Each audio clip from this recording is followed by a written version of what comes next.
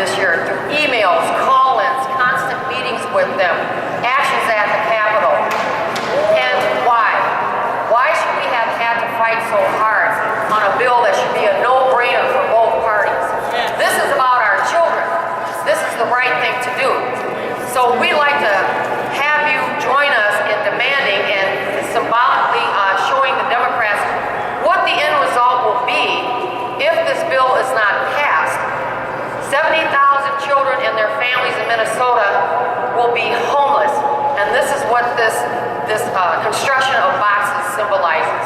So without further ado, and one more thing, I'd also like to add a thank you to the many organizations that have supported and helped welfare rights in their fights over the years. You're going to hear from some of them today. So I'll give Deb, who's an MC along with me, the first introduction. Okay, we're going to, Lena and Angel Rubner, are they going to speak the statement right now here? From Welfare Rights Committee. We are the Minnesota Welfare Rights Committee. We are here today to send a strong message to the DFL leadership and legislators about the devastating effects of current welfare grants and proposed Health and Human Services budget cuts. The welfare grants in Minnesota have not been raised for 27 years. The last increase was in 1986. Meanwhile, the cost of living has more than doubled, and as a result, 70,000 children are living 70% below the poverty federal level in what is called extreme poverty. This means homelessness for the majority of families receiving welfare. A family of two receives $437 a month through Minnesota's welfare program, MFIP. This $437 has to pay for rent, utility bills, phone, children's school costs, transportation costs, clothes, hygiene, and household supplies, laundry costs, additional food costs when food stamps run out, basically everything going for basic needs. It's not hard to figure out that $437 a month does not and will never cover the cost of housing. There is no possible way. This puts our 70,000 children and their caregivers in an impossible situation. This puts them in a never-ending cycle of homelessness. The brutal truth that we have been exposing to legislators here at the Capitol is that the federal dollars that are given to Minnesota for welfare have been robbed year after year to pay for other things that the general fund used to cover. Hundreds of millions, if not billions, have been taken out of the federal funds for Minnesota's welfare, while our children and families have been sacrificed and condemned to homelessness and hunger.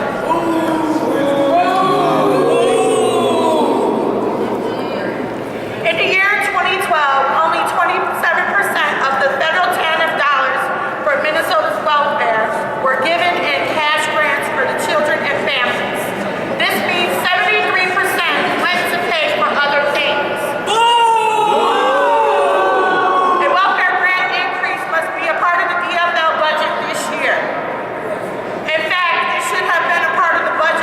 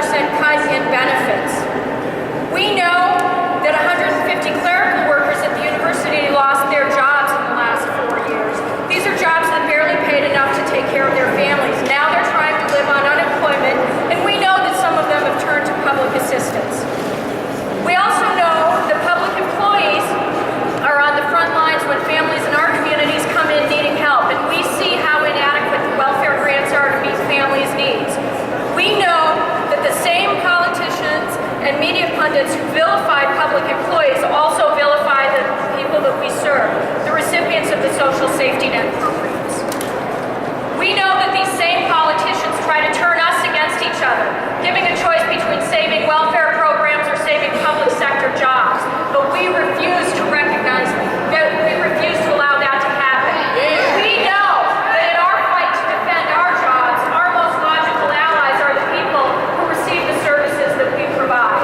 So today is tax day, when everyone should be thinking about how their tax dollars are spent. It's also a day when elected officials should be thinking about who's paying and who is suffering. The DFL leadership, the rest of the politicians in the Capitol can listen to the people, 99%, those who elected them, or they can listen to the corporations and the ruling elite, the 1%.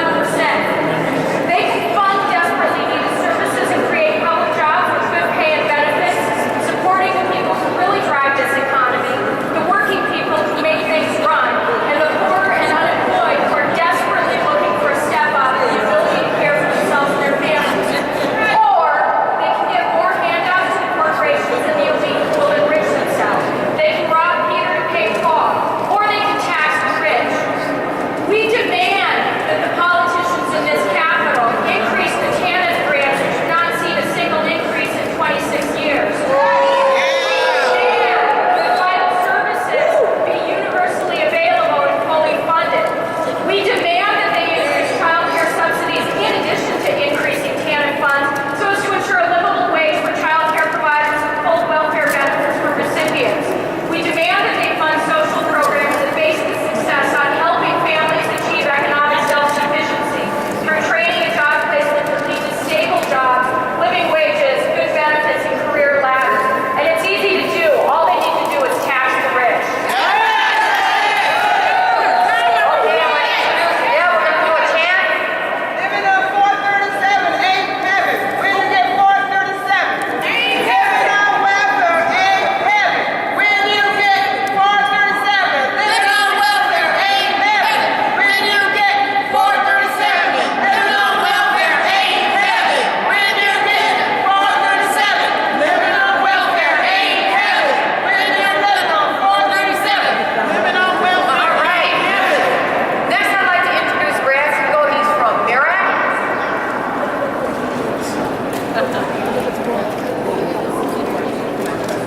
Hello everybody, my name is Brad Siegel. I'm from MIRAC, the Minnesota Immigrants' Rights Action Committee. This is really a beautiful sight here today. Seeing people taking over the rotunda in the Capitol and putting the demands out there of the people is really a beautiful sight, and I'm happy to be here. MIRAC is an immigrants' rights group. We fight for full equality for all people, regardless of whether you're poor, regardless of where you were born, regardless of whether you've been able to find a job or not, regardless of whether you're on welfare or not. What will it take to convince the Democrats in the legislature of this simple truth that all people deserve dignity and equality? Some of the Democrats have stood up for some things for immigrants' rights in this legislative session. The ability to get a driver's license, which now people can't do if they're undocumented immigrants. They can't get to work without facing deportation on their way to work. But it's not enough. The Democrats, what they're doing with the Health and Human Services bill, with welfare in this session, it's shameful. They ought to be ashamed of themselves, shouldn't they? Yes. But they're not. That's the problem. It's clear now they're beholden to the rich the same way that the Republicans are. That's right. Last week I was talking to a friend of mine who's been unemployed for 2.5 years. 2.5 years. He has a daughter that he takes care of too. He's been looking for work the whole time, but the jobs just aren't there.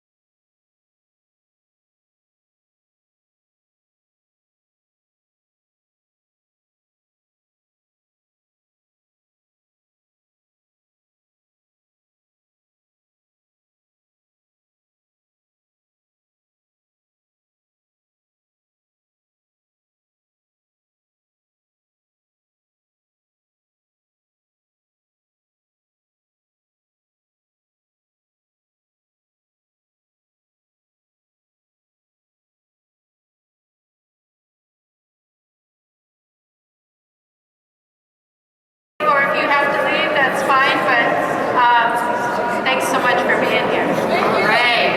What do we want? Justice! What do we want? Now! What do we want? Justice! What do we want? Now! What we want? Justice! What we want? Now! Justice!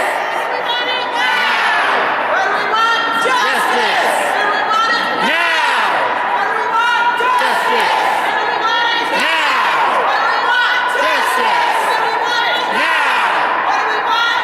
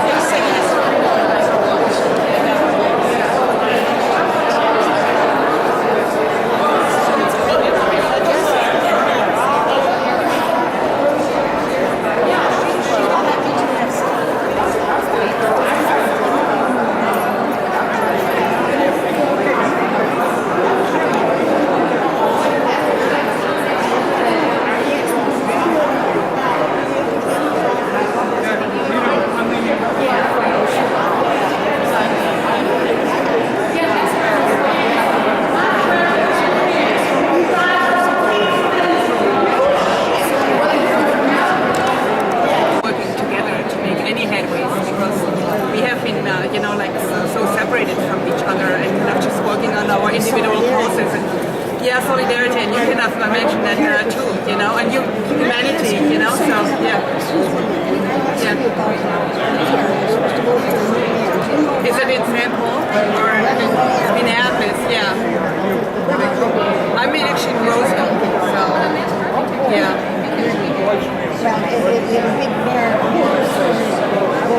Oh yeah. I haven't really come across a mayor. I mean, representative mayor. So yeah. But in the Andrew was Dolphin from the city council saying he was going to vote for Mark Andrews, yeah. Yeah, I don't. I mean, it's kind of. I have not heard much about the priorities and the candidates and. sounded good by way of Yeah.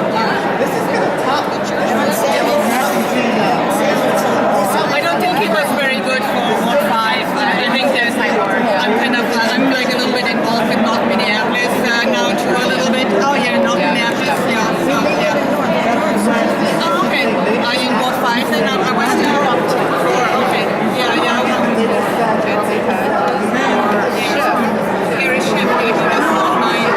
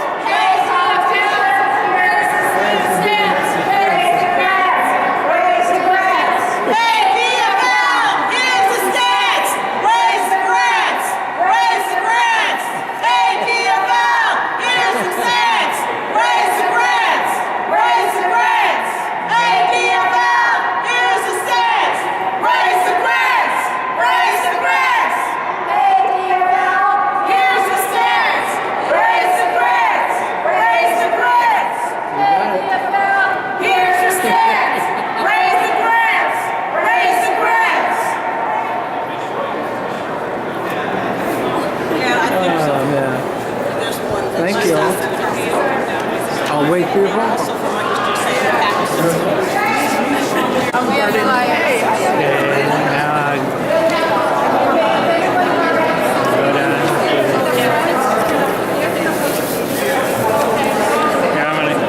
I'm gonna come in close on. Okay, that's good.